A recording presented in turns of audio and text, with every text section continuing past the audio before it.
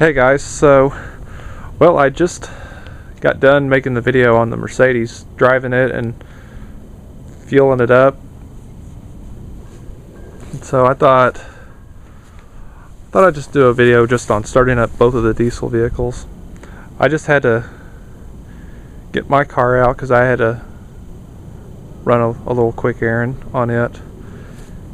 I decided to just take my car instead, just for that, to make that other errand once I came back home. Since my mother's going to be home again tomorrow, I thought just might as well, it'd be easier this way since I go back to work tomorrow. So I thought we'll just make this video on starting it. Too bad no cold starts yet. So I guess we will start out with my car. Yeah, I hadn't really seen the inside of it for quite a while. Probably take a look at my seats. I actually applied some Wipe New on the seats. They look so much shinier, much darker too. They look really, really nice.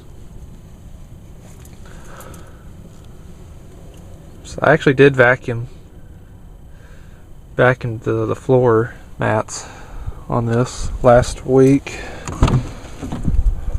but it just rained recently, so the car's all dirty again.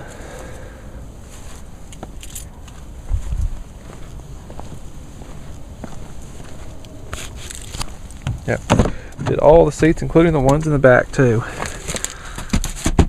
They look real nice and shiny.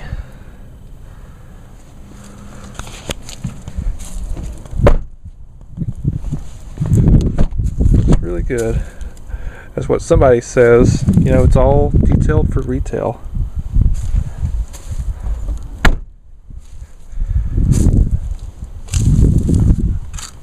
Yep. So I have been thinking about possibly trading in this car for the all-new 2016 Chevy Colorado diesel. So, not really in no hurry for that. If I decide to do it, probably later this spring, once the dealers start having more of them available in their inventory. But I'm going to still keep this car for a while.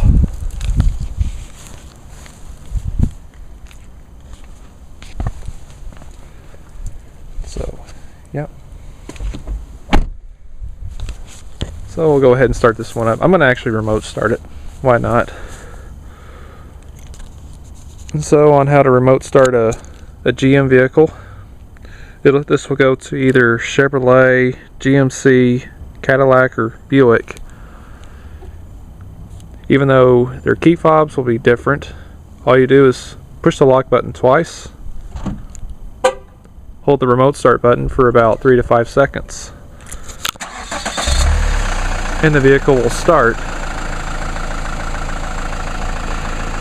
And then to shut it off, just hit the remote start button and the car will just shut off. Just like that.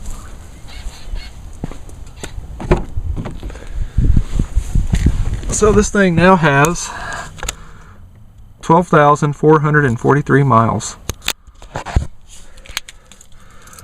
So we'll do another startup on this. OnStar ready.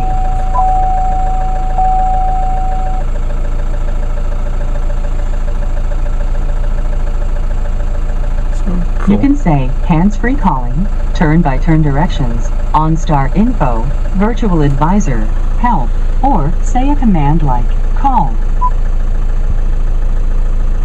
I don't know why that came up. Cancel.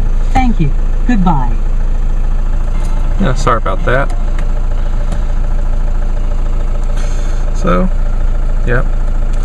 So far, this has been a really good car. Kind of had to bring some air in here, some cool air, because it was a little bit warm in here.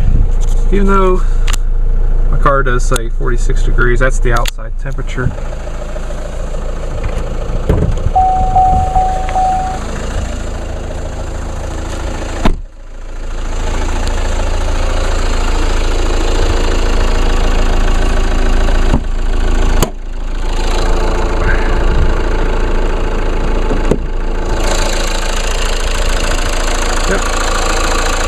There's what's under the hood of my car. That's a 2-liter 4-cylinder, which says right there, EcoTech, turbo diesel, 4-cylinder. Puts out 151 horsepower and 264 foot-pounds of torque.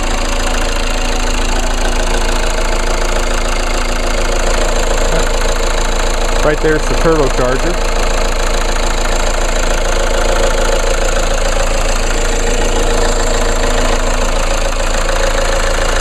So for this particular generation Chevrolet Cruze, they're now no longer available now.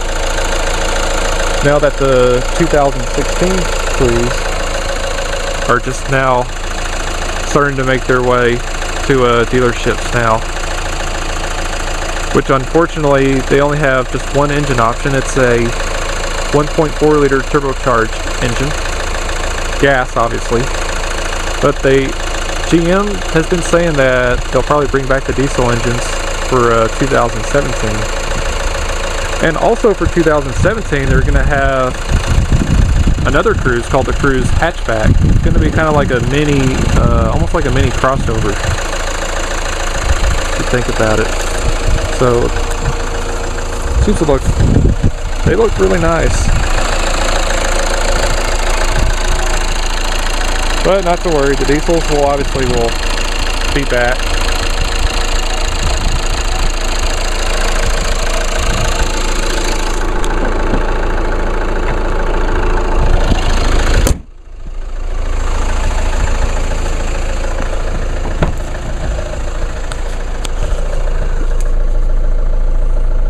I guess I'll turn the radio back on.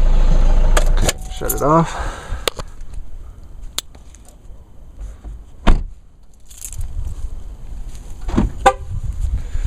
And that's the Cruze. Now for the Mercedes. Now my mother's had this now for almost 2 years. She bought it in early to mid-March of 2014. So this has been an excellent vehicle. This is definitely our first time actually having a different brand vehicle though. Because normally throughout the years we've always had GM vehicles, no matter whether if it was Chevrolet, GMC, Pontiac, all that. I think those have been the brands of GM vehicles that we've had throughout the years. See, my mother, actually before my parents got married, my mother had a 1979 Pontiac Grand Prix. See, and then she had that all the way until just a year before my brother was born. Got rid of it and bought a 1987 Oldsmobile Cutlass, which was basically Oldsmobile's version of the Pontiac Grand Am. We had that car all the way until probably 1997 or 1998. The engine obviously just conked out on it.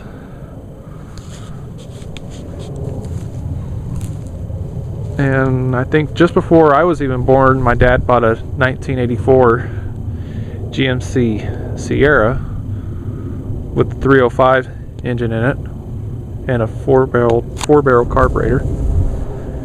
So he had that truck for 10 years, and we had a GMC Suburban,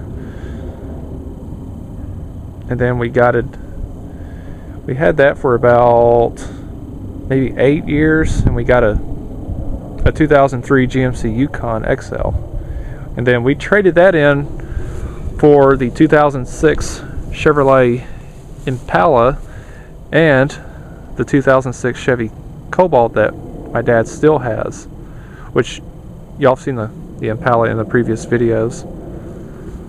So throughout the years, we've always been more into GM.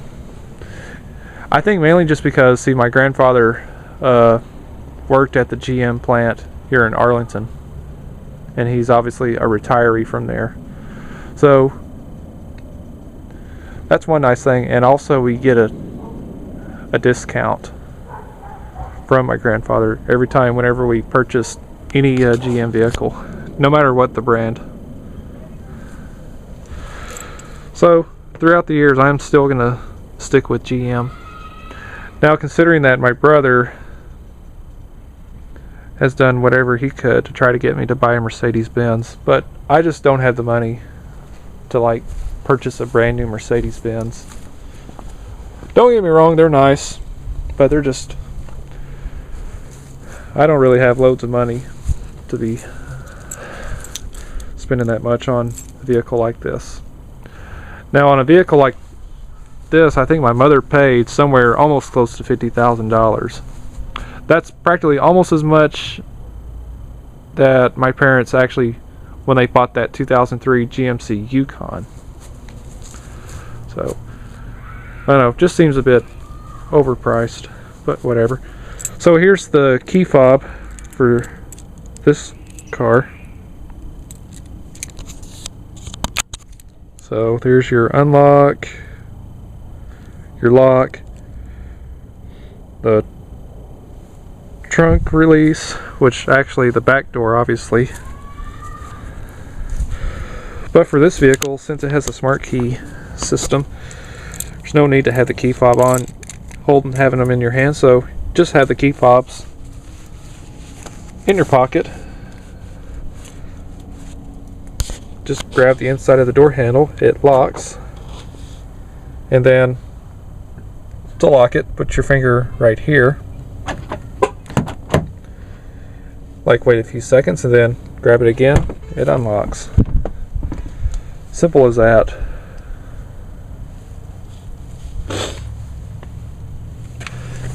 So this is also a warm start, since I just drove this on putting diesel in it maybe 30 minutes ago.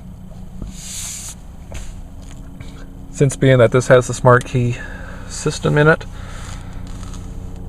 just make sure you have the key fob on you. Have it either right here beside you, or personally I prefer having it in your pocket. That way you won't lose it. So basically just put your foot on the brake, hit the button.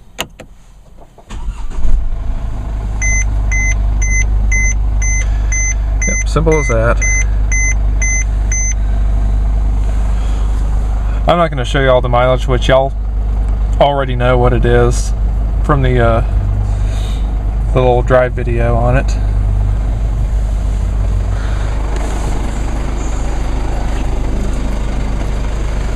I'll go ahead and pop the hood on this. Where is the hood? There it is.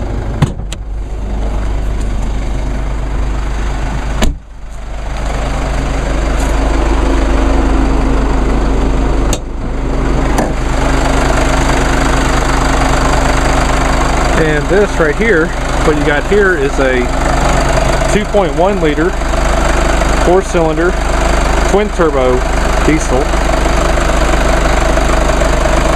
Since it's a turbocharger, it's a twin turbo from what it actually is, what it's known for. This engine here puts out 200 horsepower and 369 foot-pounds of torque.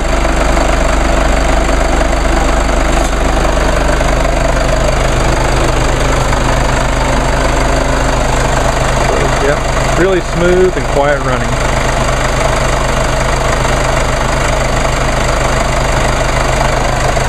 Actually, hidden right there is the battery. So, like, to get access to the battery, you have to just pull this cover off, just in order to get access to the battery.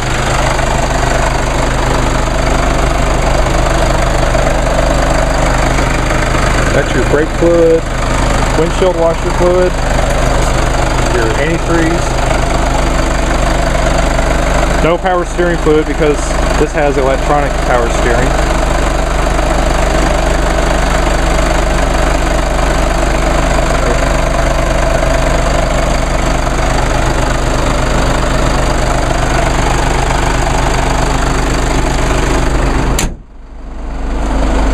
So yeah, my mother's had this car for almost 2 years. She really loves it. Never any problems with it whatsoever. And it's only been serviced only one time, believe it or not. Usually in the owner's manual it actually has 10,000 mile oil change intervals, believe it or not, which that consists of, you know, with the oil change, fluid top-offs if necessary, and also as well as the diesel exhaust fluid topping off too, which usually that can last for up to 10,000 miles, or depending on the driving though, it could run out a lot quicker.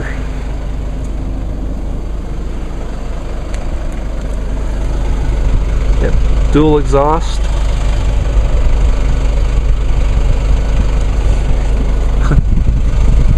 You could probably just put your mouth in there if you want, put this thing running. You can't really quite smell the exhaust on this, but I wouldn't try it though, since all that comes out of there is just nitrogen and water vapors.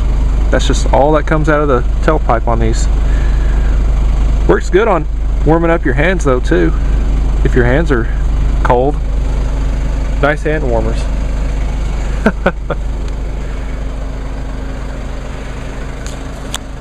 And as I explained before in previous videos, since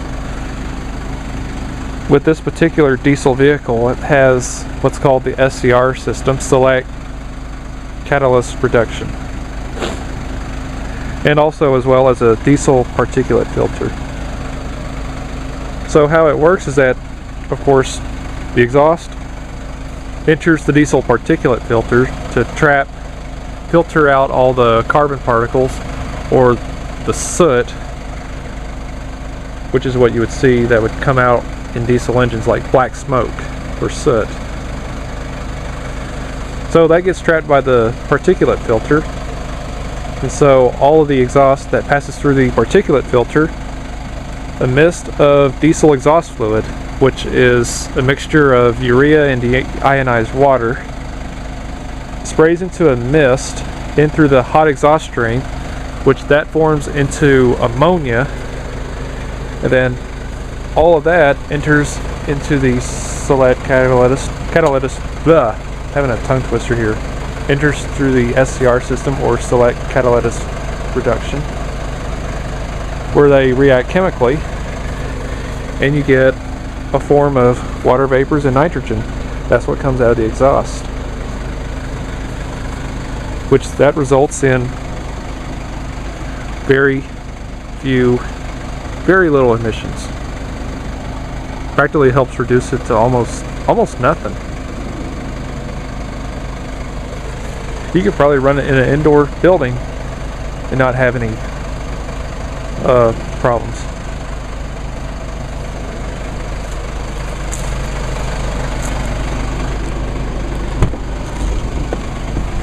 Alright, let's just shut it down.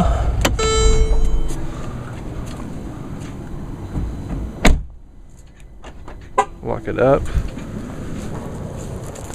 I'll lock up my car as well. So now I'll head inside because it's starting to get cold out here. It was below freezing this morning. So I don't know how cold it will get tonight though. Maybe not as cold. So yeah. Alright, so once again, that's the startup on the two diesel vehicles. 2014 Mercedes-Benz GLK 250 and the 2014 Chevrolet Cruze diesel, which technically it's basically an LT model. So I hope y'all enjoyed this video, and so thanks for watching.